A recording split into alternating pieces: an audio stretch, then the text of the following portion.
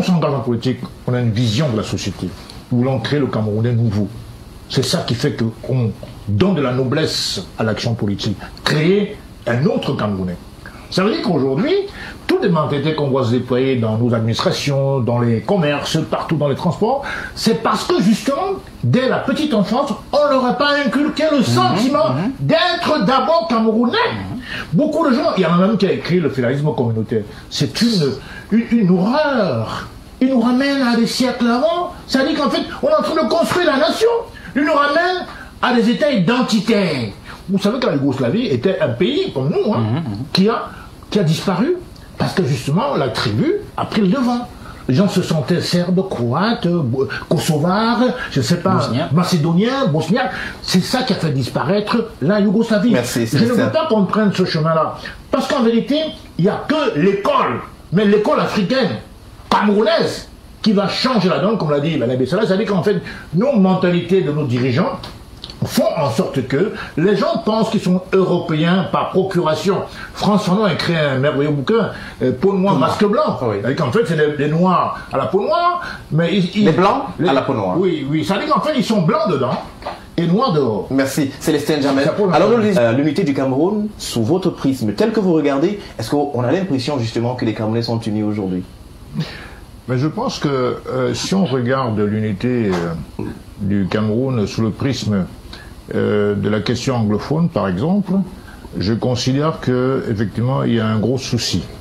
Parce qu'en effet, ce qui se passe, c'est que cette crise dite anglophone, parce que je pense que c'est une crise en fait camerounaise, est liée à des vestiges coloniaux. C'est-à-dire qu'en fait, la culture dite anglo-saxonne nous vient parce que à la fin de la guerre de 14-18, quand l'Allemagne perd effectivement la Première Guerre mondiale, l'ONU, la SDN, pour être plus précis, l'ancêtre de l'ONU, décide à l'époque d'envoyer au Cameroun, n'est-ce pas, deux puissances européennes, à savoir la France et la Grande-Bretagne. D'où, effectivement, une culture qui s'est dessinée au fil du temps, notamment avec les deux régions du Cameroun, qui posent problème depuis un certain temps déjà. Avant, c'était la SNCL, maintenant, c'est les Ambazoniens. Donc, il y a un problème de fracture, de fragmentation de la société. On aurait bien aimé qu'après, effectivement, le 20 mai 72, date qui symbolise, soi-disant, l'unité du Cameroun, parce que je ne sais pas à quoi ça correspond réellement. C'est une date qui a été sortie comme ça, sans réel ancrage historique, le 20 mai 72. Donc, depuis ce temps-là... On ne peut pas le dire parce qu'il y avait quand même un référendum. C'est ce référendum qui a donné lieu notamment à cela. Oui, mais fort de ça, on peut parler justement de cet ancrage historique. C'est une échéance, c'est une élection, mais ça ne marque pas un fait historique majeur. Je dis, c'est une décision quasi unilatérale d'Ahidjo de réunifier les deux parties de Cameroun, sans vraiment avoir résolu le problème. Donc il y a un problème de fragmentation, effectivement, de ces deux cultures, de ces deux chocs culturels.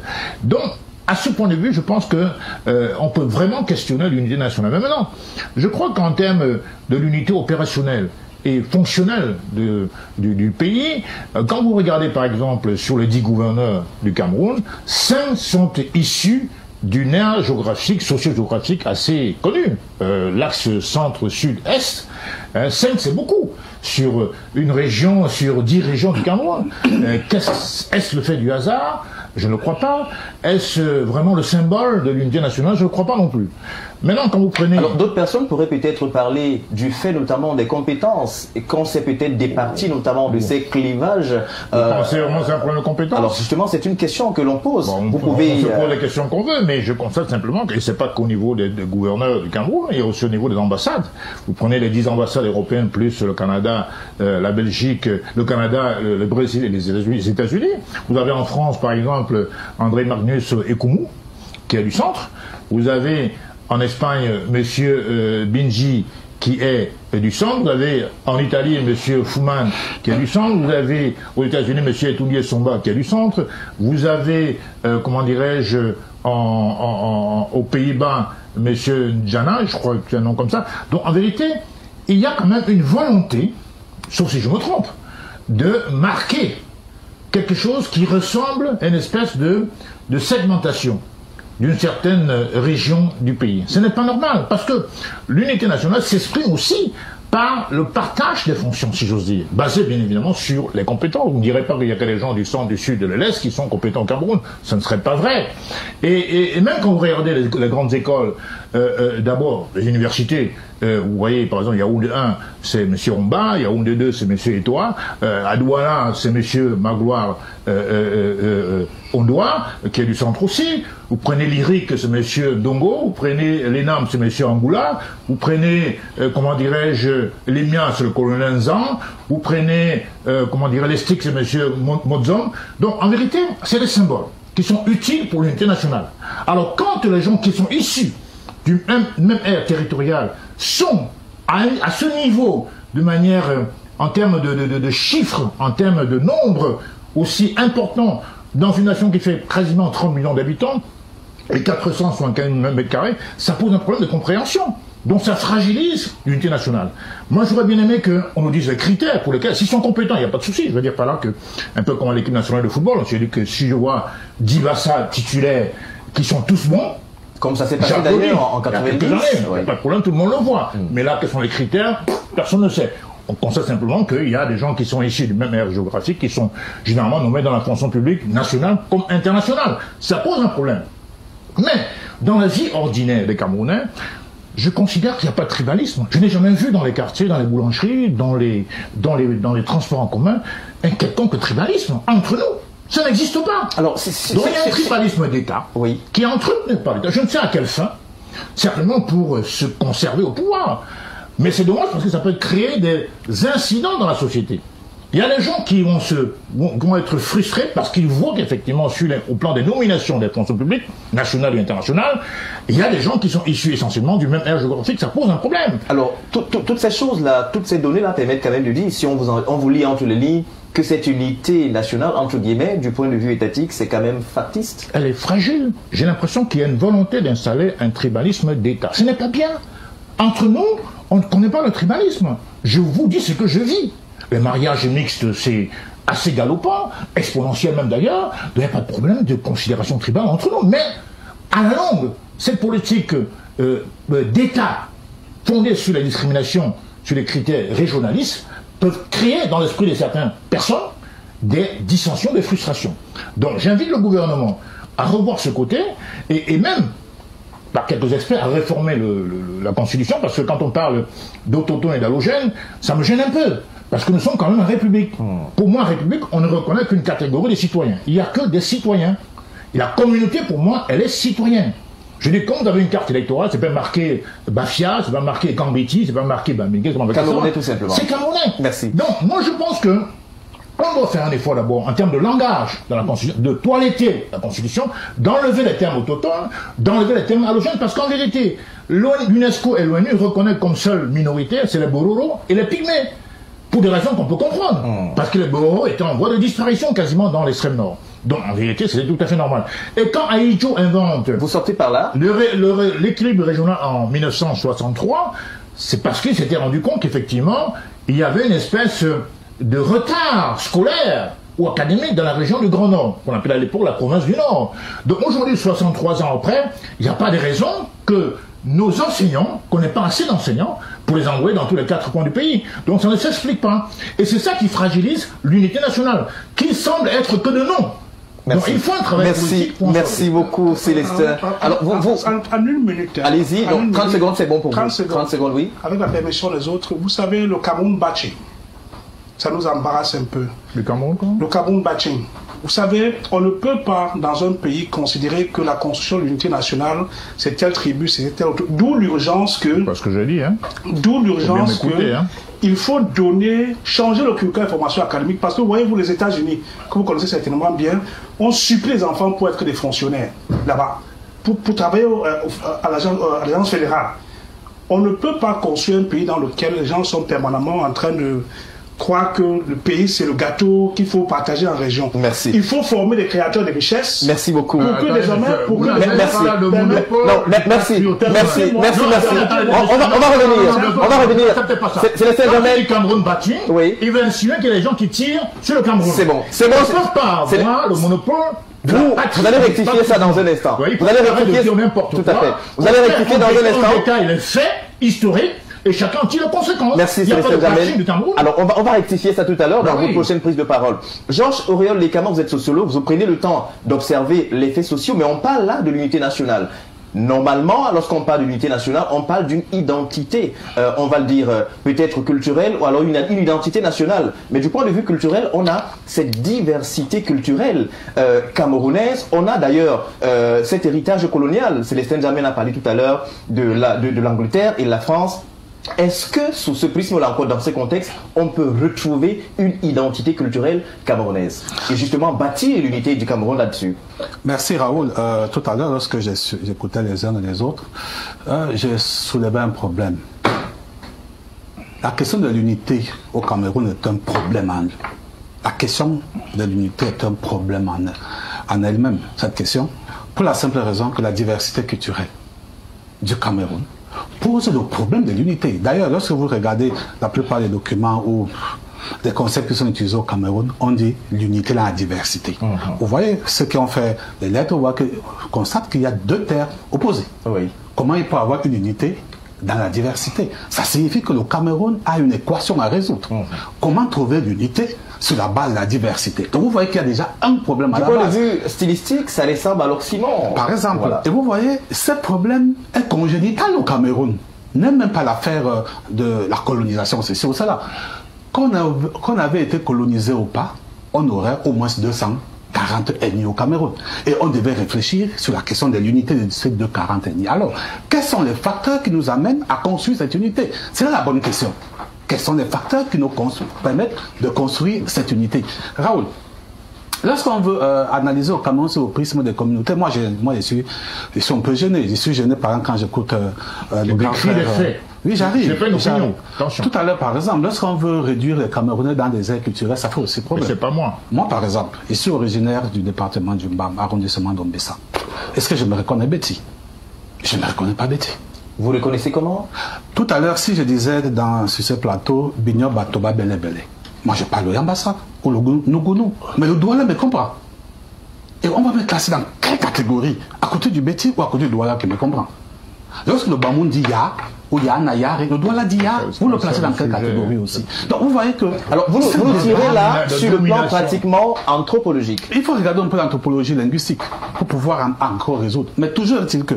Voici l'impression que j'ai. Lorsque le président Ahidjo prend le pouvoir, il a un défi. Comment amener le Cameroun vers le progrès? Est-ce sur la voie du développement ou est-ce sur la voie de l'unité nationale? Il se dit, ok, unis nous serons forts. On va se concentrer sur la consolidation de l'unité à travers laquelle on va arriver au progrès. Mais vous parlez aujourd'hui, depuis 1960, nous sommes en 2025, 65 ans après, on n'a pas réussi l'unité. Nous n'avons pas d'unité, il faut le dire. Aujourd'hui, chacun a le chez lui. Les communautés se dressent. La mondialisation nous a amenés à se resserrer. Qu'est-ce qui explique par exemple la résurgence des fêtes traditionnelles? Longondo, Longon, Lonyanya, Lonekan, tout ce que vous pouvez imaginer. C'est que face à un environnement hostile, les Camerounais ont créé un repli identitaire. Aujourd'hui, chacun se reconnaît chez lui. Aujourd'hui, c'est quand? C'est dimanche. Hier, vendredi, la plupart des corps allaient où? Tous ceux qui sont morts à Douala sont allés où? Ils sont allés chez eux.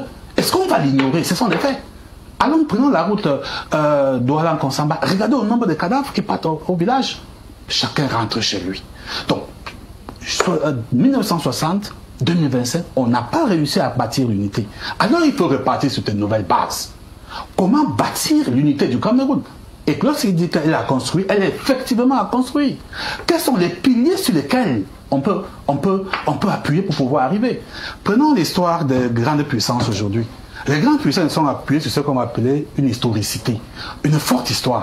Lorsque vous voyez la France, l'Angleterre aujourd'hui, lorsque vous regardez l'histoire, c'est pratiquement 2000 ans de construction de l'unité nationale. Mais nous sommes à pratiquement 65 ans. Ça signifie qu'on est à l'aube de l'unité. Alors, quels sont les éléments... Cela peut être utilisé comme excuse, Georges, 63 ans après. Cela peut être utilisé comme une excuse. Il y a d'autres facteurs qu'on peut utiliser. Il a soulevé un facteur intéressant, le bien-être des Camerounais. Lorsque chacun se sent bien, il a moins de problèmes avec l'autre. Mais si vous avez faim, vous avez l'impression que c'est l'autre qui vous empêche de manger. Vous voyez, donc ce palier est là. Raoul, lorsque les Lions indomptables jouent et qu'ils gagnent, il y a une unité derrière. Lorsque le vert rouge a flotté à Sydney 2000, lorsque Françoise Bangola a soulevé, lorsque Francis Ngannou fait des victoires, les Camerounais sont contents. Il n'y a pas de distinction.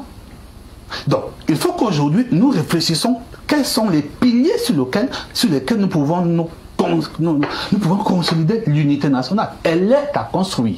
On ne peut pas dire, regardons un peu le thème de cette année, moi j'ai ri, armée et nation. Cela va sans dire qu'il y a deux entités. Il y a une entité quelque part, l'armée, il y a une autre entité quelque part, la nation. Mais comment une armée nationale peut être tirée de son entité?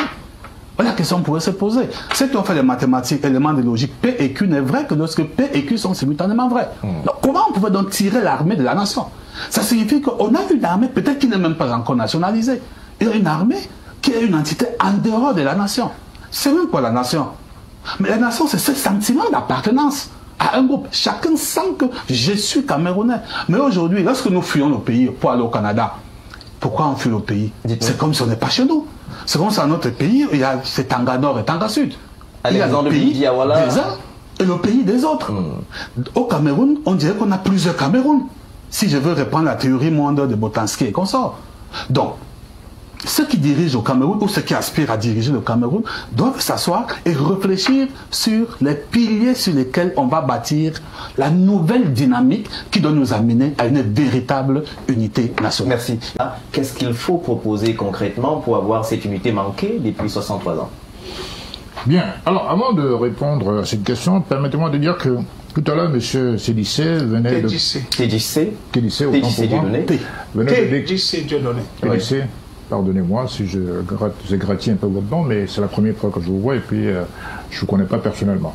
Alors, donc, quand on parle, il vient de décrire un pan de la société camerounaise, c'est-à-dire au niveau de la justice, au niveau de l'économie, au niveau des régions.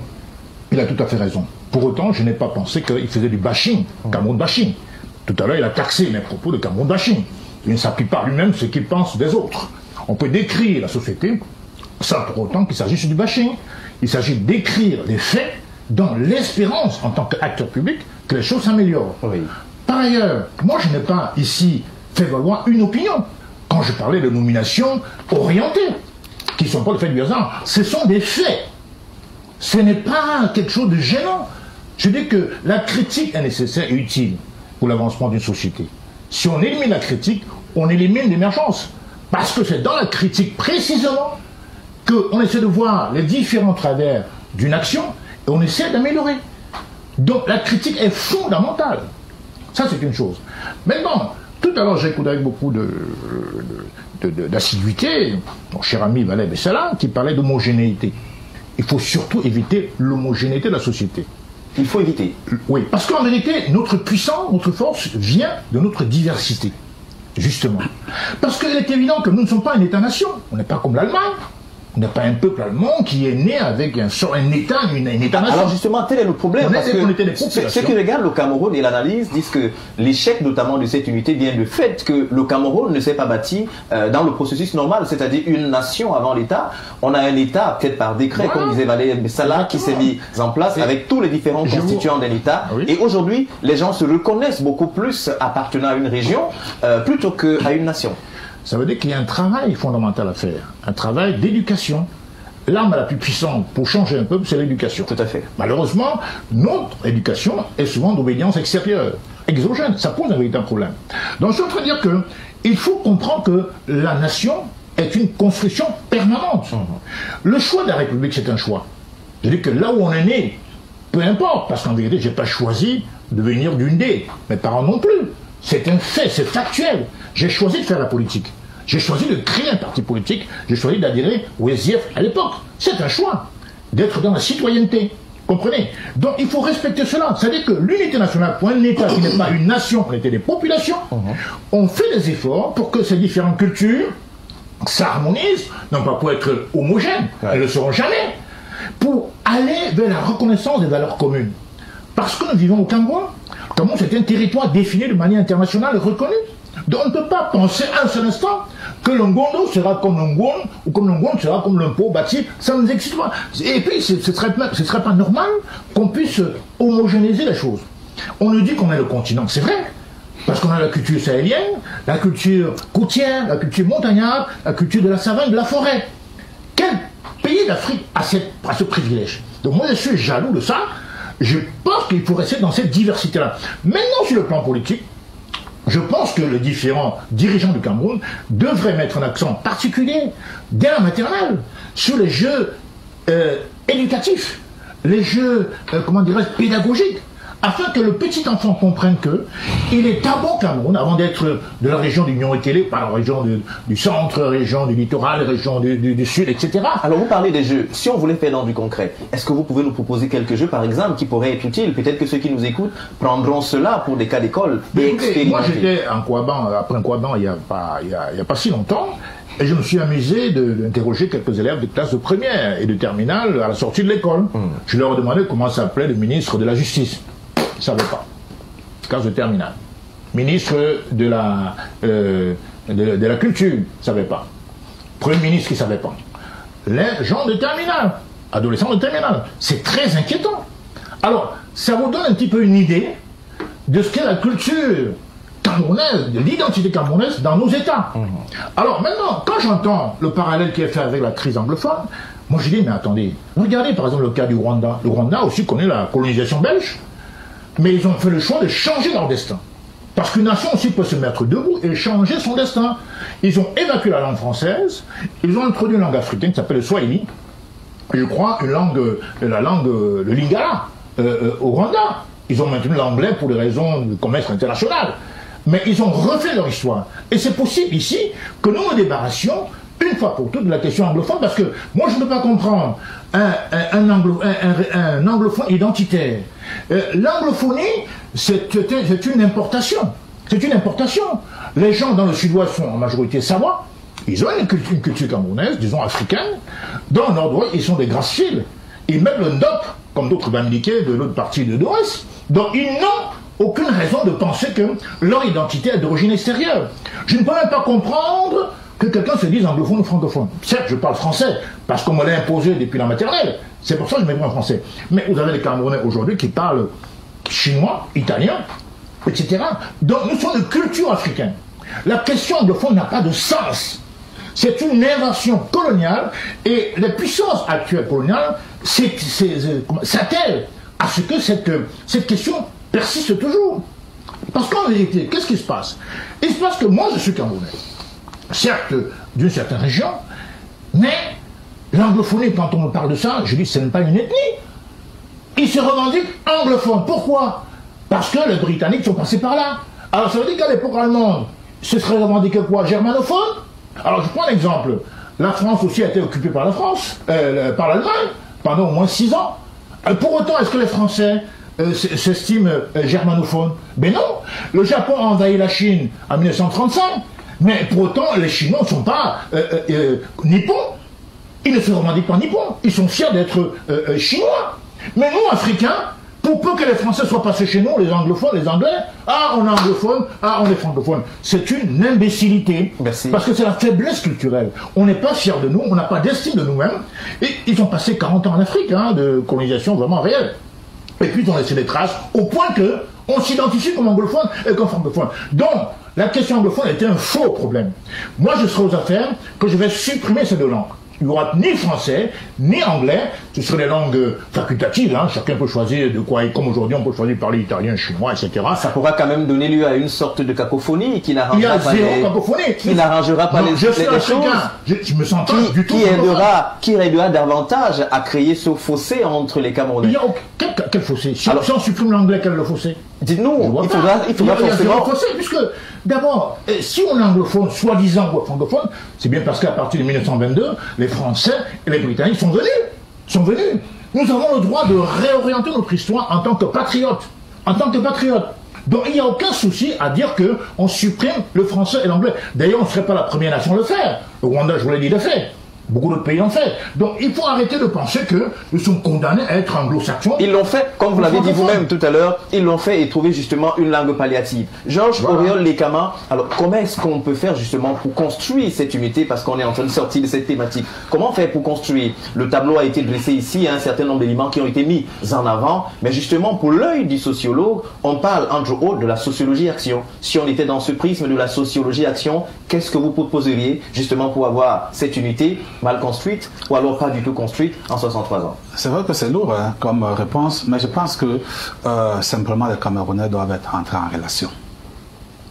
il faut que les Camerounais soient liés à eux-mêmes, liés à leur histoire, liés à leur territoire, liés aux autres Camerounais. Un exemple, vous pouvez imaginer que les chefs de département n'arrivent pas à avoir des routes qui les relient. Comment comprendre que, par exemple, Yabassi, chef du département du Cam, ne soit pas relié par une route goudronnée au département du Mungo voisin, au département du Cam voisin, au département du Vori voisin? Comment les populations de Yabassi rencontrent celles du Mungo facilement? Comment c'est les populations? Ce qui est vrai pour le Mungo est vrai pour Bangem. Comment comprendre que Bangem, les deux frères, Mbo et Kossi d'un côté et Mbo de l'autre côté, qui parlent la même langue, mais n'arrivent pas à avoir une route qui les unit? C'est-à-dire que son frère Bakosi, qui sort du coupé Manengomba, ne peut pas facilement aller rencontrer son frère Mbo qui est du côté d'un Konsamba. Ce qui est vrai. Alors, il faut qu'on trouve un moyen de mettre les Camerounais. Je me rappelle encore certaines sorties d'histoire dans ce pays. Le grand frère Barbalet peut peut-être corriger. Comment comprendre que le gouverneur de la région du Sud, pour quitter Bolova, pour arriver à Kribi, est obligé de passer par Yaoundé, par Idéa, pour arriver à Kribi, alors que la route Bolova à Condé Kribi lui permettrait d'arriver facilement. Alors, c'est une voie justement qui est en construction depuis bien d'années aujourd'hui. Vous avez dit depuis bien d'années aujourd'hui. Donc vous voyez qu'à un moment, rien que sur le niveau des infrastructures, les Camerounais n'ont pas les moyens de se retrouver. J'ai causé avec un ami qui me disait, il y a des Camerounais qui sont dans le nord, dans l'extrême nord, qui vont mourir sans jamais poser les pieds au centre, au sud. Alors comment se reconnaissent ces Camerounais lorsqu'ils n'arrivent même pas, n'est-ce pas, à explorer leur propre pays? Les Camerounais ne se connaissent pas. Il appelle de l'éducation. Il vient de donner des exemples. Les enfants, les élèves ne connaissent pas leur pays. Donnez-moi le nom d'un ministre camerounais, on ne les connaît pas. Je suis sûr que si demain ils étaient en train de se balader dans la rue, on ne les connaîtrait même pas. Parce qu'actuellement, ils sont sur TikTok, ils sont sur je ne sais pas quoi, en train de regarder. Ils ne sont pas en train de regarder. Donc il y a un problème d'éducation. Moi, j'ai vu en France, au temps du président Sarkozy, on avait imposé que dans les salles de classe, on affiche certaines informations. C'est l'hymne national, c'est certains emblèmes nationaux dans les salles de classe, afin que tout enfant qui est entré dans la salle de classe connaisse. Mais aujourd'hui, nous sommes éparpillés. Et c'est comme si le système s'arrange à ce que nous soyons aussi éparpillés. Revenons sur la question politique, si vous voulez, militante. On a combien de partis politiques aujourd'hui? Ça fait combien de divisions? Ça fait combien de Camerounais qui sont divisés dans les partis politiques? Rappelons que c'est une thématique à l'ordre du jour. Aujourd'hui, si je partais à l'élection, je devrais choisir un Camerounais parmi tant d'autres. Comme si j'en excluais. Donc, le minimum d'unité voudrait que les Camerounais se retrouvent entre eux. Sur le plan historique, sur le plan social, sur le plan culturel. Et pas de la culture. Où est la culture camerounaise? Quelle est la culture camerounaise? Nous n'en avons pas. On a des micro-cultures, on a une sommation des micro-cultures au point où c'est comme si on avait additionné l'orange, puis la mandarine, plus la nana, on ne sait pas ce que ça donne. On n'a pas travaillé à créer un socle culturel. Il n'y a pas une culture camerounaise. Jadis, par exemple, je me rappelle quand j'étais petit, on disait impossible n'est plus qu'on n'est pas camerounais. On se reconnaissait dedans. Mais on ne se reconnaît plus. Le football qui était notre socle, tout le monde se reconnaissait dans les années 90, Lyon indomptable. Aujourd'hui, on ne se reconnaît plus. On a d'un côté les églisiens, on a de l'autre côté, comment on les appelle encore? Les hiboux. Mais vous voyez qu'à chaque niveau, les Camerounais se séparent. À chaque niveau, les Camerounais se séparent. La question de l'unité est une question fondamentalement politique. Et ce sont des hommes politiques qui doivent faire leur travail. On a l'impression qu'ils ont démissionné. Les politiques doivent s'asseoir et donner la dynamique, la direction à suivre. Un bon projet de société promu auprès des populations et on achète à travers le vote. Aujourd'hui, nombreux vont aller voter par exemple en octobre. Mais ils votent quoi? Ils votent des projets, des programmes de société. Mais non, ils ne votent pas. Ils votent l'appartenance à une communauté. Ils votent les individus. Si vous lui demandez que vous avez voté pourquoi, quel est le projet de société d'État? Ils ne connaissent pas. Donc, il a soulevé la question de la culture politique. Donc, il faut une véritable culture. Comment qu'on enseigne les enfants? Que les médias jouent leur rôle, qu'on enseigne la culture politique. Qu'on ne vote pas pour le plaisir, qu'il a une bonne tête, il est beau. Qu'on ne dit pas chaud tous les jours. Non. Mais qu'avant d'aller voter, quelqu'un vous a présenté un projet de société, vous vous y reconnaissez, vous l'étudiez. Moi, avant de venir, j'ai fouillé sur lui. Qui est-il? Mais si vous ne connaissez même pas, parce qu'il a le même nom que moi, il est du même village que moi, il est de la même communauté, de la même église que moi, mais alors, Merci. Georges Auriol. Je pense que l'état d'esprit est primordial. Comment, quand on s'engage en politique, on a une vision de la société. Nous voulons créer le Camerounais nouveau.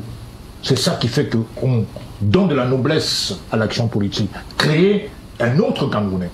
Ça veut dire qu'aujourd'hui, toutes les mentalités qu'on voit se déployer dans nos administrations, dans les commerces, partout dans les transports, c'est parce que justement, dès la petite enfance, on leur a pas inculqué le sentiment d'être d'abord Camerounais.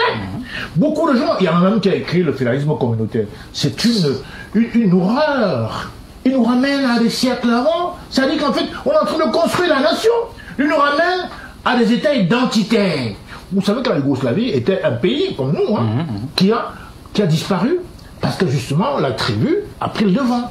Les gens se sentaient serbes, croates, kosovars, je ne sais pas, macédoniens, bosniaques. C'est ça qui a fait disparaître la Yougoslavie. Merci, je ne veux pas qu'on prenne ce chemin-là. Parce qu'en vérité, il n'y a que l'école, mais l'école africaine, camerounaise, qui va changer la donne, comme l'a dit Mme Bessala. C'est-à-dire qu'en fait, nos mentalités de nos dirigeants font en sorte que les gens pensent qu'ils sont européens par procuration. Frantz Fanon a écrit un merveilleux bouquin, Peau noire, masque blanc. Oui. C'est-à-dire qu'en fait, c'est les noirs à la peau noire, mais les blancs à la peau noire. Oui, oui. Ça veut dire qu'en fait, ils sont blancs dedans et noirs dehors. Merci. Célestin Jamel. Alors, nous